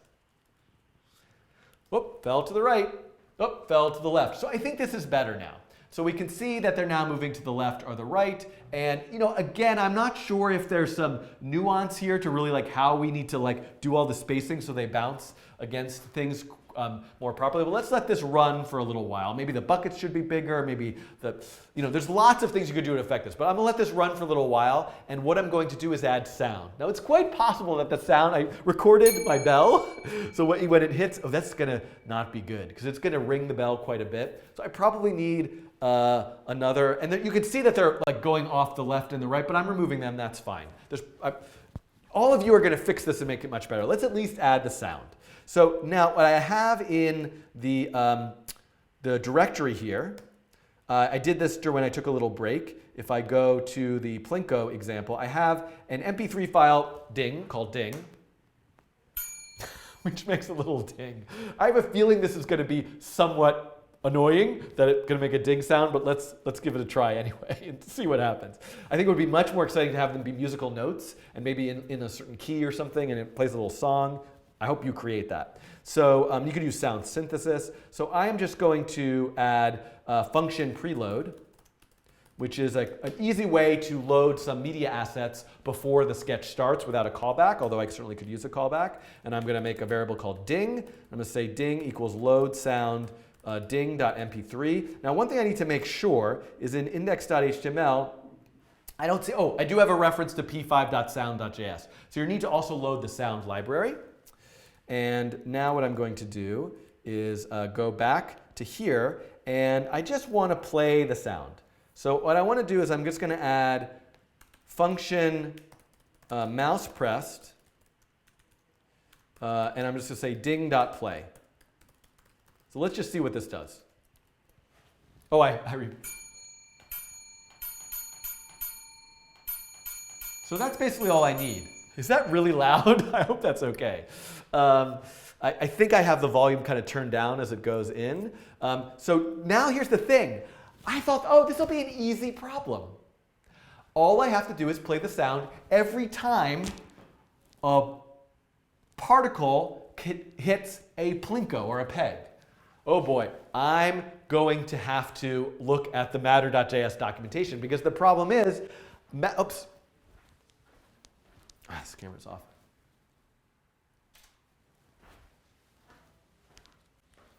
I'm going to have to look at the matter.js documentation because the problem is I'm not in control of the physics. Remember, I just set up the world and said, put these things in it in these locations and let it go. About to sing a copyrighted song, which I stopped myself to do. Okay, you really don't want me to. How do I know if I'm not in control of the physics engine when a particle hits a peg? I could start to look at their distance against each other, but then I'm like, the whole point of this, I'm not, so I'm not the one, I don't want to do that because then I'm rewriting the physics engine. The physics engine is doing this. So most physics engines come with some type of event listener, a way that I can get a callback function that's triggered whenever two bodies collide. So I actually have no idea how to do this, because I haven't tried to do this yet with matter.js. I've done it with Box2D and other physics engines. So let me come over here, and I guess we're just going to have to start looking in the matter.js documentation. So I'm going to look in documentation. What am I looking for? Events. That sounds right. Events off. Events on. A callback function to a given event. So this might be right. Trigger. No, event on. I have a feeling that's it. Subscribe. Now, what are my possible event names? And what is the object? I need some more information here, matter.js documentation. So let me think about this. Maybe there's an example. Is there an example? Matter.js example, collision event. Let's look at this. Event system issue, collision start. Do I need collision matters.events object? So collision. So this looks like what I want. The object is the engine and collision start. and then I get an event which has pairs. So this will do for me. Whoops.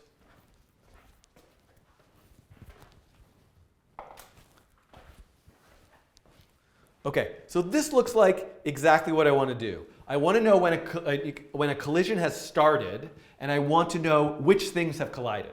So let's grab this code and put it in right here. So matters.event. So what I'm going to do, I'm going to keep with our way of doing things, and I'm going to say events equals matter.events, just to keep that in my list of aliases. And I'm going to say events on, and I need to do this in setup. So after I've made the engine, I want to assign a collision start event, and I'm going to take this out here and say collision. So I think it'll be a little easier to read here if I have my own function called a collision that receives an argument called event. So the idea here, and I apologize for this not being, let me see if I can move this over a little bit. So the idea here is that I'm going to say, I want to assign a collision start event with this particular engine to this function called collision. And then this function collision will automatically receive an argument called event, which is going to have information about what's collided. So I'm just going to say console.log event. I just want to see what those events look like. So let's see if this works. Okay. Okay, stop, there's too many. There's too many of you. I just want to look at one. So what I see is collision start, a pair. The pair has an object. It has a body A and a body B. I have a feeling that these are the two things that have collided, body A and body B. So that's good. I need that. There's probably there's information about the collision. There's all sorts of stuff in there. But I think it's enough for me to look at the event pairs index 0. Why could there be multiple? I guess there could be multiple pairs in the same time that come into one event. But I'm going to, so I want to look at the pairs are event pairs. And then the collision is I'm going to do a loop. I'll do a loop. That's fine. There could be multiple pairs. So this is an array. Probably unnecessary. It looks like there's just one pair each time. But I'm going to say body A equals pairs index I, body A, and body B equals pairs index I, body B. Now bodies can have labels and names and IDs, which could allow you to, and I think I'm going to need to do this actually. I'm going to need to assign them a label. Let's just look at this for a second. So let's look at what I'm getting. And let's just look at console.log body A and body B. Oh, maybe I need to look at those separately. Let's just look at one of them. Let's just look at body A. So here we go. Refresh. Wait, hold on. Why is that stupid X thing there? Okay, refresh. So okay, now I'm getting a body. Oh, look, it even says circle body. It has a label and it has an ID. So this one has a label, it has a different ID. So this is good. So the thing that I want to know though is all these things can collide with each other. I want to know only when a particle has collided with a Plinko. I mean, I might want to know when particles collide with each other or particles collide with the ground body or the wall, these bucket things. But just for right now, I want to know when. So the way that I'm going to do this is there's probably a mechanism in matter.js that might handle this for me. But here's the thing. This is my thing particle. My particle has a body in it. And what I want to do is I'm going to say this.body. This is what Box2D does actually. Box2D allows you to assign user data. So I'm just going to kind of, I'm trying to think of what's the best way. I'm just saying .particle. Oh, no. I'm going to say type. I'm just going to say type equals, I'm just going to use a string. So I'm adding my own property to the matter.js body called type. And I could use the label. Maybe I should just use its label. I'm going to overwrite its label. How about that? And I'll call it particle. Because I'm not using the label for anything else. I don't think internally particle.js is using the label. So I need to give particle a label. And then in the Plinko thing, I'm going to give it a label as Plinko. So now what I want to do is in that listener, right, where I have this collision, I want to console log body.a.label. Let's look at this. Particle, particle, particle, particle, plinko, particle, particle. So let me look at body.a label and body.b label. So now we're seeing particle in a plinko, particle in a plinko, particle in a plinko, plinko in a particle, plinko in a particle, plinko in a particle, particle in a rectangle body, right? That's the bottom. So I only want to play the sound if it's a particle and a plinko. So what I can say now is if body A is a particle and body B, oh, label. So hold on. Let's just call label A equals body A's label. And label B is body B's label. Got this whole extra collision listening thing in this video tutorial all of a sudden. So now I want to say if label A is a particle and label B is a plinko, what was it called? Ding.play. And then this is a very silly way that I'm going to write this, because there's all sorts of nicer ways I can write this. But also, if the first one was a plinko and the second one was a particle, also play the sound. So let's give this a try and see what happens. Oh my God.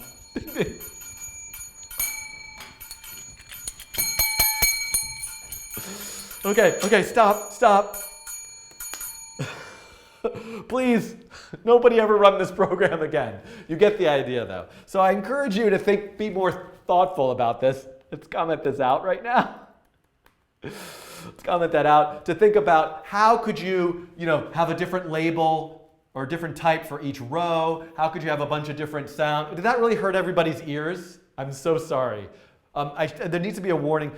Is that going to be do I need to do that again? So hopefully this isn't ruining everybody's ears, but I'm actually done with this. This is Plinko. I'm going to let it run for a little while. Thank you for watching. This was, I could have recorded my train whistle thing. So this is the Plinko coding challenge in Matter.js. I hope that you make a better version of this. Maybe you think you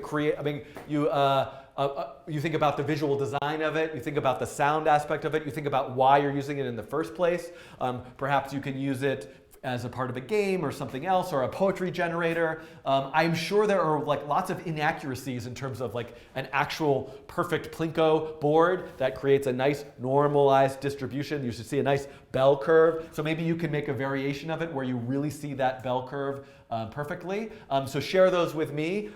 Share the versions you make, and I'll see you in another coding challenge someday. Thanks for watching. Okay.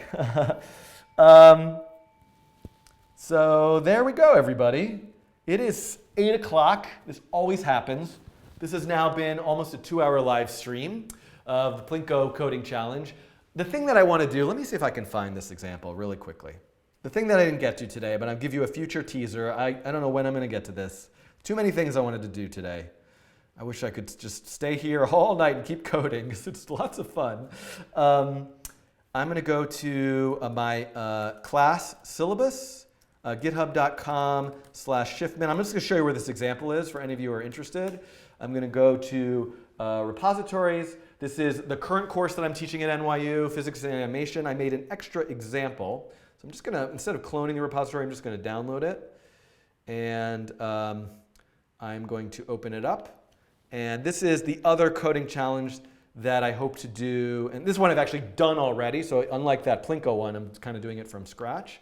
This is essentially, this is exactly my coding challenge number or something. Somebody can tell me in the chat. It's a coding challenge where I made a cloth simulation in 3D. This is exactly that cloth simulation, 10,000 steps on my Fitbit. Cloth simulation, but instead of a cloth hanging down, a cloth attached to a pole on the side with wind blowing, it's a flag simulation. And what I'm going to do really quickly before I run it for you is I'm just going to go to where I'm rendering it, and I'm going to comment out this texture, and I'm going to say stroke 255, and I'm going to run it. And, oh, you can't see that. So, well, what this is, if I zoom in, is it's a lot of, hold on. Stroke weight 1. You can see this is that mesh, and you can see this is like a little flag simulation, and there's a little Perlin noise wind pushing it to the right. And what I can do, the thing that I want to show you is, in addition to seeing that mesh, I can turn off the stroke, and I don't remember what it's using. Oh, it's using a cat. This cat. So I can texture it with that cat, and now I have my cat flag. So this is the thing that I wanted to do. I guess I will pick this up next week. It doesn't seem very likely that I'll have time to do a bonus live stream before next Friday. So far, in the last 2 days, I did a live stream yesterday for 2 hours, this morning for 2 hours, and now for about 2 hours. It's like 6 hours in 2 days, which is pretty good.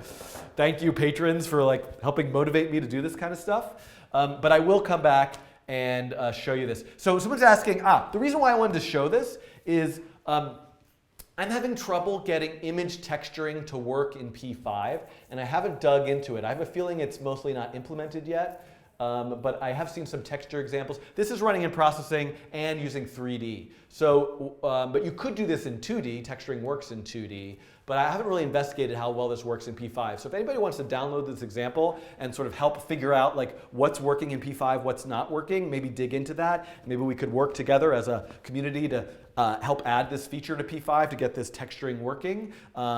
That's something. Oh, a GIF on a flag. Yes, that's got to happen, right? Okay, so anyway, I encourage you to check out this example. I am now going to play my goodbye song.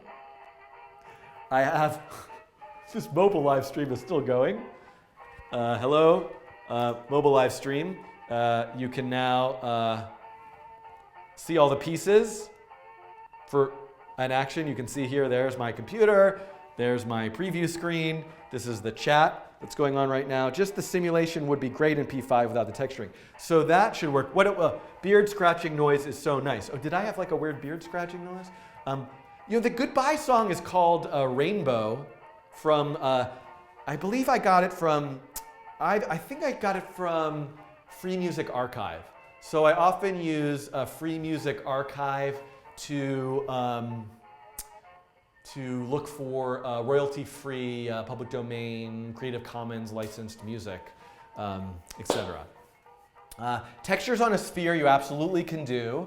One nice thing about Urban at Work is asking, one thing about processing, if you want to texture a sphere, is you can actually, processing will texture it for you automatically if you use the P-shape object. So I'm doing it manually by setting all the vertices of the shape and the pixels, but a sphere, you could do that yourself, and I have a sphere geometry tutorial that you could watch. Please read some numbers. Are people really requesting me to read numbers? Pause. How do I pause that pauses everything. That stops it. All right, here's some more numbers for you guys. You asked for it. My children are probably going to bed right now. Of course, they're not going to bed right now on a Friday. Probably bouncing off the walls. But tonight, I won't read this to them. What have we been reading that's good? We've been reading some really good stuff recently. 24,179. 78,159. 53,752. I can't believe that somebody requested this and now I'm doing it. Okay. Q&A, not numbers, yes. I think that's a smart, let me go back to my song. Start it over, so you've got an extra 3 minutes. So I'm going to look for some questions in the chat.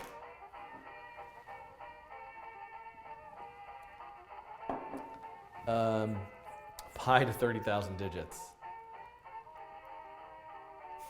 More numbers, read pi. Look, here's the thing, people. For those of you who are watching, this book, A Million Random Digits, I will read the entire book if I get to 1 million subscribers. I will read the entire book. I don't know if that's realistic or how I'm going to make that happen. So I probably should really going to regret having said that, because I at least should read one page and figure out how long that takes, because there's a lot of pages. But that's my plan. Would it be possible to change that falling particle to a rectangle and change the color upon collision, right? Yes, absolutely. So, and I forgot, I never did anything about rotation. So I completely forgot the rotation time. Okay. Can I solve the Rubik's Cube? I'm not good at things like the Rubik's Cube. No, I'd just be sweating. Why does this book exist? There's actually a really good reason why this book exists. This book is from the 40s, I believe, and we take it for granted that we could just have random number generators at our fingertips to run certain kinds of simulations, to simulate how stock prices to think about random walks, so to speak. And I could read you this introduction here. The volume you are holding documents a remarkable undertaking by a group of mathematicians, engineers, and data processors at RAND in the 1940s and 50s to create a very large assembly of randomly distributed numbers or digits. So, there's a lot of cryptography problems, all sorts of scientific mathematical problems that require random numbers. And in the 40s and 50s, you couldn't just say math.random. So is Plinko still running? I should always have a cat flag behind me. Yep, Plinko is still running. So this is not tuned very well. So many of them, it's not very full because so many of them are going off the edge. So I need to work on that. What was your first computer and programming language? My first computer was an Apple II Plus, somewhere in elementary school, and I did learn some BASIC when I had that. On your Vimeo page, I saw a video called Neo Geo. That project was actually made with Box2D. So it's a sort of crazy, it's a collaboration with an artist named Marina Zerkow. And so this is, I'm looking for the one though. I have like a sort of high resolution, yeah, this one. So this is a video that is a kind of simulation of, in a way, like oil drilling, not an accurate scientific view. Unfortunately, it's, I'm sure the YouTube compression is kind of a disaster here trying to re-show this, and in a little bit, there'll be like a little bit of a gush of oil. Oh, there we go. So this is all crazily done with Box2D. It does not run in real time. So all of the physics were rendered after the fact. Okay, I gotta get going and get home. I'm gonna see if there's one last question. Anything in Slack? Plinko's still running, I checked. So thank you everybody for watching. Thank you for your support. I hope to next week launch the Coding Train store. If you're interested in sort of t-shirts and mugs, I think is probably all we have at this point, but I'm using a service called Printful.com, so if people have real interest in other products, I could definitely release them. And then I might also, if I have time, then it's it does ship internationally, but it's expensive, so I might look for some other international options. So that's one thing. I talked about Google Summer of Code. I meant to talk about it in, that's the t-shirt I'm wearing in the earlier this morning live stream. So I should try to find, but what I need to remember to do, someone remind me, is to tweet out a link to this morning's live stream, the time code where I talk about Google Summer of Code. So if you're interested, I mentioned a bit about that. Can I sell this yellow mug? It's not like a thing now. That's sort of an interesting idea. I'm going to have a Coding Train mug as soon as I get mine. It just hasn't been shipped to me yet. I'm based in New York City. Show us the mug. Well, I have this mug. I have a magic mug. Look at this. It's an invisible mug. Because as we know, it's important when you're riding a train and coding to stay hydrated. Okay, thank you everybody. I'm going to go over here and click this stop button. I appreciate all the support. You can send me messages on Twitter at Schiffman. You should subscribe, I guess, and like things. YouTube likes that, I guess. It helps people find the videos. You can share it with other people. One thing I love, if you have a friend who wants to learn programming, please share with them my beginner playlists. If you think they would be helpful to that person, because I'm always curious to see if someone can really learn from nothing through my channel. Of course, there's the Patreon as well, which Alka posted in the chat. Thank you. Okay, so I'm clicking the button and signing off. It's 8 o'clock. I'm an hour later than I said it would be. So thank you, family, for tolerating me being late on a Friday, as I've always been these last few weeks. And I will see you all soon.